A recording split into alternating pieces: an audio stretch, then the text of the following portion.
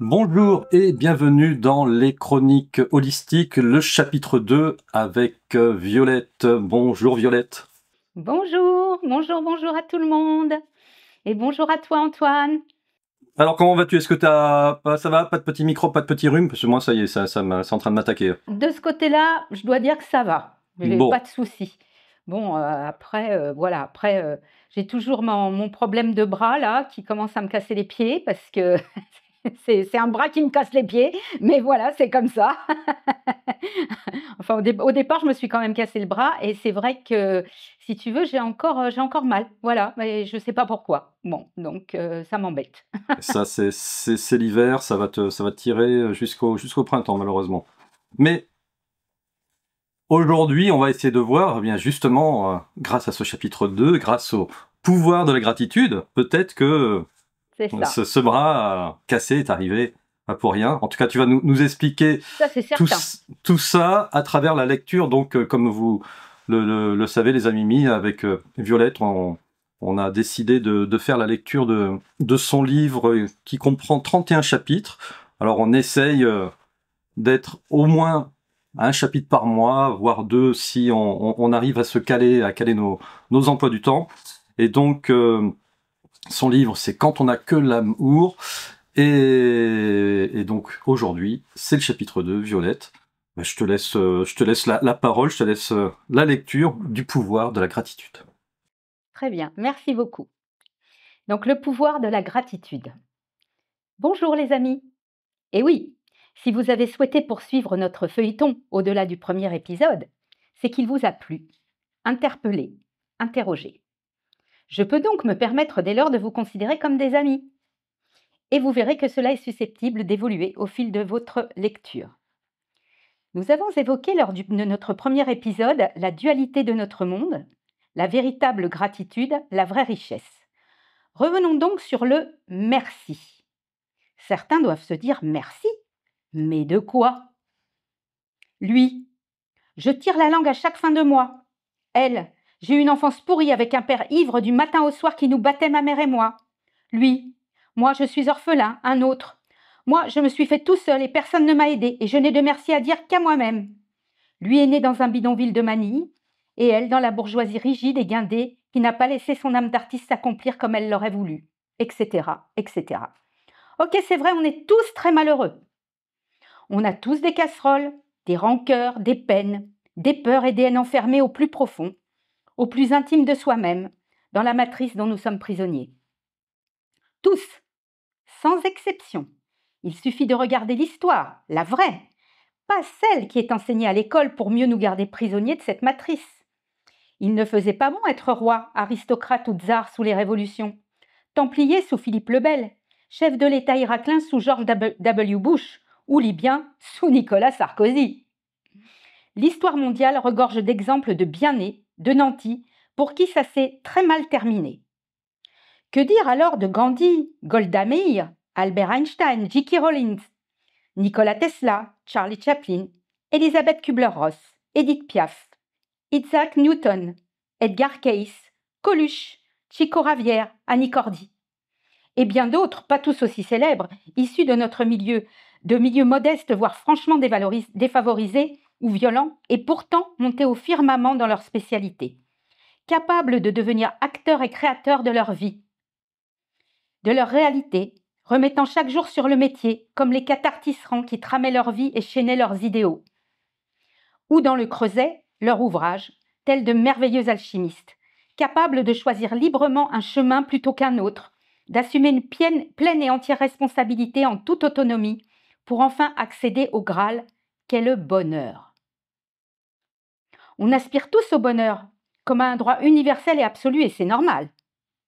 Mais que mettons en pratique pour y parvenir? Quels devoirs mettons en face de ce droit?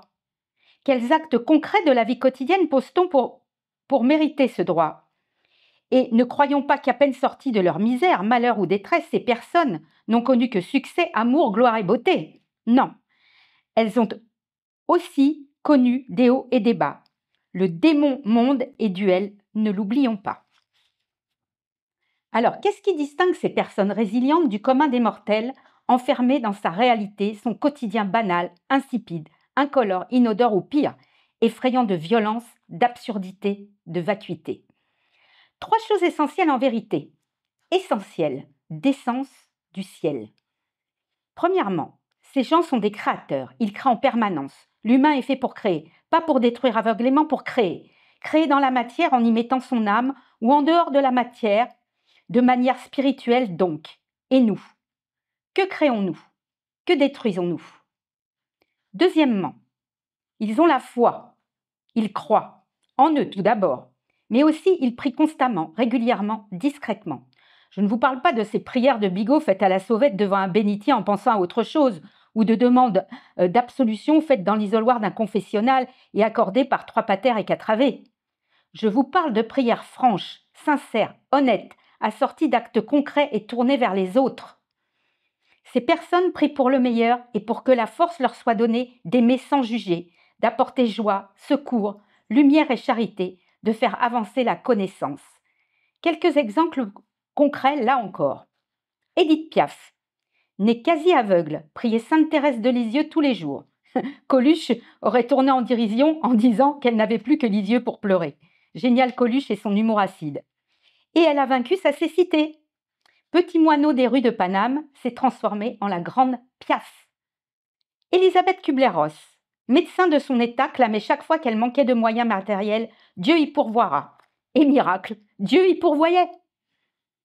Albert Einstein, éminent scientifique, issu d'une famille juive non pratiquante, a pourtant dit « Histoire de défier le hasard, Dieu ne joue pas au dé ». C'est donc qu'il y croyait. Sur son lit de mort, il a également ajouté « Tesla avait raison ». Quelle abnégation, quelle humilité. Annie Cordy avait pour chanson fétiche Nini la chance et ça ira mieux demain. Et quand on l'interviewait sur son statut de star, elle répondait « Ah non, je ne suis pas une star, moi je suis une artiste ». Ça dure beaucoup plus longtemps. Et nous, en qui, en quoi croyons-nous? Troisièmement, il remercie Dieu, la terre, le ciel, la grande conscience universelle, avec la science universelle, leur ange gardien, leur impresario, leur voisin de palier, que sais-je. Mais ils n'ont que gratitude à la bouche, parce qu'ils ont compris qu'ils doivent ce qu'ils sont, et non ce qu'ils ont ou font, leur charisme à quelque chose qui les porte. Un chariste, quelque chose de plus grand qu'eux, quelque chose qui les dépasse et qui les inspire chaque jour pour donner le meilleur de ce pourquoi ils sont sur terre. Et nous, qui remercions-nous pour ce qui nous est donné d'être ici-bas? Ça donne à réfléchir, non? Morale de l'histoire. Tout ça pour conclure aujourd'hui que nous créons notre réalité, que si le monde est moche à l'extérieur, c'est probablement qu'il n'est pas très reluisant au-dedans de chaque être, et que si chacun décide par des actes concrets et créatifs très simples de la vie de tous les jours de changer sa réalité, alors le vil métal se transmutera en or brillant, ou mieux encore en Christos, non plus brillant, mais rayonnant, transparent, pour laisser irradier la lumière divine de chacun de nous. C'est ce qu'a accompli Jésus lorsqu'il est devenu Christ. Alors le démon se métamorphosera en monde. Et quel monde! Bonne création à tous. À la prochaine fois pour la suite de notre histoire. Bien, merci Violette, c'est vrai que ça donne à réfléchir. Alors, j'étais très surpris dans tes exemples de voir apparaître Annie Cordy parmi... Ben oui, non mais pourquoi pas, hein. Pourquoi as-tu choisi Annie Cordy? T'as un affect particulier je trouve que c'était une femme qui rayonnait. Je trouve que c'était... D'abord, elle a exercé son art jusqu'à quasiment 90 ans au moment où elle est décédée. Donc ça, c'est quand même assez remarquable. Et puis, c'est une femme, jamais je n'ai entendu cette femme se plaindre ou dénigrer qui que ce soit. Je l'ai toujours entendue rayonner, apporter de la joie vive, de la bonne humeur. Alors, on peut aimer ou pas ce qu'elle a fait, on peut ne pas aimer la bonne du curé, c'est possible. Mais en tout cas, sur scène, elle était rayonnante et elle irradiait. Et en plus, elle ne faisait pas que chanter, elle dansait admirablement bien. Moi, je me souviens d'un passage où elle était passée chez Michel Drucker. Non, c'était pas chez Michel Drucker. Elle a fait un show avec Michel Drucker. C'était dans une émission peut-être des Carpentier Maritier, Gilbert Carpentier, et où ils étaient tous les deux déguisés en Charlot et où ils ont dansé tous les deux. Et c'est elle qui entraînait Drucker. C'était absolument magnifique. C'était extraordinaire. Enfin, moi, j'avais trouvé ça extraordinaire. Et je trouve qu'on manque, aujourd'hui, on manque d'artistes de cette trempe-là. Vraiment. Je voudrais bien, Et je peux mais je point. peux point. Alors là, on a largué tous les plus jeunes, là, hein. C'est clair Voilà. que, Les plus jeunes, ils nous ont. Mais enfin, tu sais, je suis pas sûre qu'ils connaissent Elisabeth Kubler-Ross. Je ne suis pas sûre qu'Edith Piaf leur dise grand-chose non plus. Bon, Albert Einstein, j'espère quand même. Mais bon, enfin voilà, c'était pour ne citer que, hein, parce que j'avais cité Golda Meir, j'avais cité oui, de d'autres toute manière, personnes. la liste est La liste est longue, longue. hein, la liste est longue. Elle Dieu pourrait merci. faire, voilà, elle pourrait ne faire qu'un livre en entier qu'en énumération des noms de personnes qui rentreraient dans tes exemples. Alors, ce qui est intéressant dans ce que tu dis, dans ton troisième point, tu dis, il remercie Dieu, la terre, le ciel, la grande conscience universelle, les anges gardiens, leur impresario, que sais-je. Mais il remercie. En fait, c'est ça la clé. C'est pas finalement de se dire il faut remercier absolument Dieu, mais parce que si t'es pas croyant, tu vas pas remercier Dieu. Exactement. Exactement. Ce qu'il faut, c'est remercier l'univers, c'est remercier ce que moi j'appelle la grande conscience universelle, que j'assimile à Dieu et à l'univers. Pour moi, c'est ça, Dieu. C'est pas un gros bonhomme barbu, assis sur son nuage. Ça, c'est le Père Noël et tout le monde sait qu'il n'existe pas, hein. Donc, ça, y a aucun souci là-dessus. Mais par contre, oui, avoir de la gratitude par rapport à ce qui nous arrive, dire merci, merci pour les belles choses qui m'arrivent.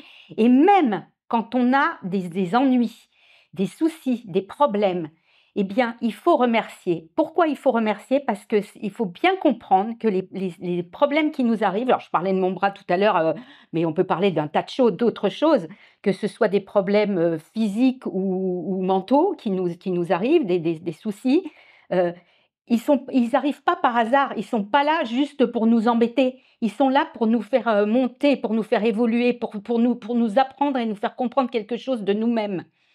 Et il y a tellement de gens qui passent à côté de ça parce qu'ils ne comprennent pas, ils se disent: «Oh là là, j'ai pas de chance», voilà, «J'ai pas de chance». Alors j'entends ça tout le temps: «J'ai pas de chance, ça me tombe toujours dessus, ça n'arrive qu'à moi», et cetera. Mais non, c'est pas ça. Si ça arrive et si ça revient et si ça revient, si ça revient, c'est parce que justement la «leçon» entre guillemets n'a pas été entendue. Et le jour où la leçon est entendue, comme par miracle, et ça, alors là, je peux en témoigner, hein, moi, alors là, je suis un exemple vivant de ça, hein. Et bien, comme par miracle, et ben, le ciel s'éclaircit. Parce que tout d'un coup, il y a quelque chose qui a été compris, qui a été non seulement compris, mais accepté aussi. Parce que ça passe par l'acceptation. Alors ça, bon, je pourrais en parler aussi longtemps de ça, c'est encore un autre chapitre, mais par l'acceptation. Et l'acceptation, elle vient de la compréhension. Donc il faut comprendre pourquoi les choses nous arrivent. Et il faut surtout écouter la petite voix intérieure qui nous dit des choses et qu'on n'écoute jamais.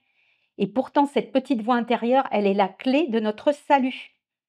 Et quand on écoute la petite voix intérieure, bah, tout d'un coup, les choses changent. Elles changent. Et elles changent en bien en général.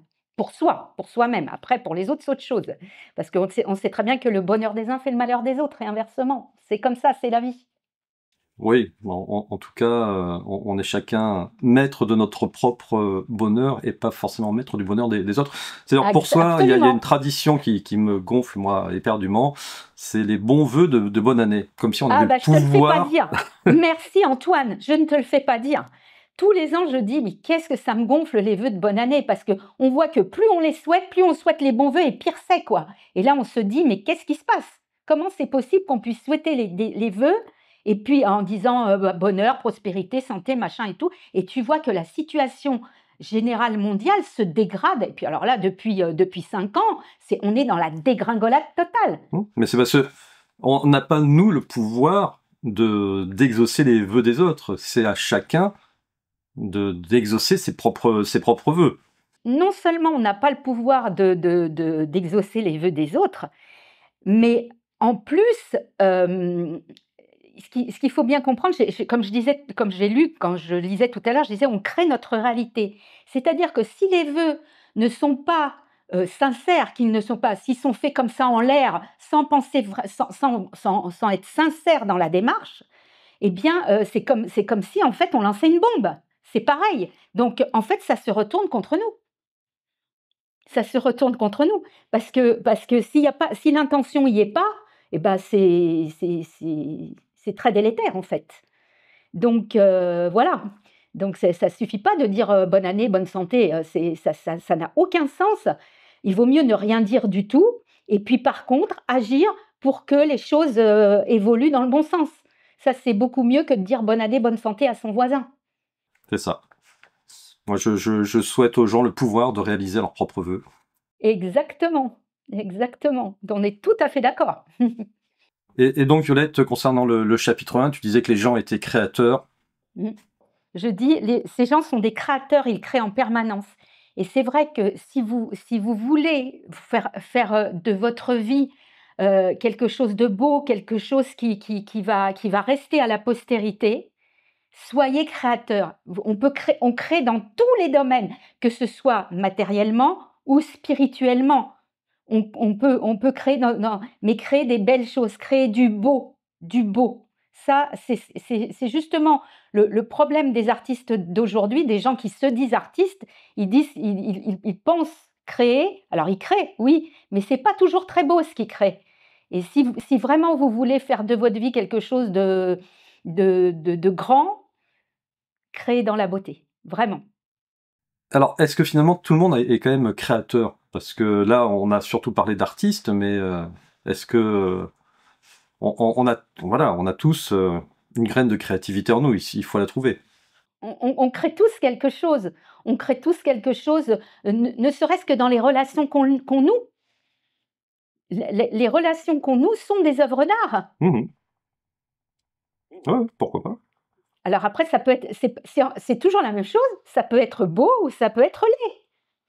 C'est voilà, c'est au choix de chacun. C'est à chacun de savoir ce qu'il veut faire, ce qu'il veut laisser à la postérité. Est-ce qu'il veut laisser quelque chose de joli, une belle image, ou est-ce qu'il veut laisser quelque chose de moche, avec de la rancœur, du dénigrement, du jugement? Tu vois, voilà, c'est tout dépend ce qu'on veut laisser. Moi, personnellement, j'ai fait mon choix. Mais après, voilà, il y a des gens qui s'enferment dans non, je pardonnerai jamais, ou voilà, c'est une grave erreur. C'est une grave erreur parce que ce qu'ils n'ont pas compris, c'est que la personne à qui ils font du mal en tout premier lieu, bah, c'est à eux-mêmes. Et comme dirait Higelin, que tu sois beau ou laid, fais ce qu'il te plaît. Allez, Exactement. on finira sur cette parole. Merci donc à Violette pour la lecture de ce chapitre 2. Et donc on se retrouve le mois prochain pour le chapitre 3. Donc l'âme et l'esprit. Voilà, tout un programme qu'on regardera. Plus compliqué là, ça va être plus technique, on va dire, comme voilà. Mais il faut en passer par là justement pour bien justement arriver à comprendre ce dont je viens de parler, par exemple. Et il faut bien comprendre ce qu'est l'âme, l'esprit, le corps, faire le distinguo et comprendre qui est qui et où sont les choses. Ok. À la prochaine fois. À Gros la bisous. prochaine fois, Antoine, et merci. À bientôt, les amis. Au revoir. Ciao, ciao.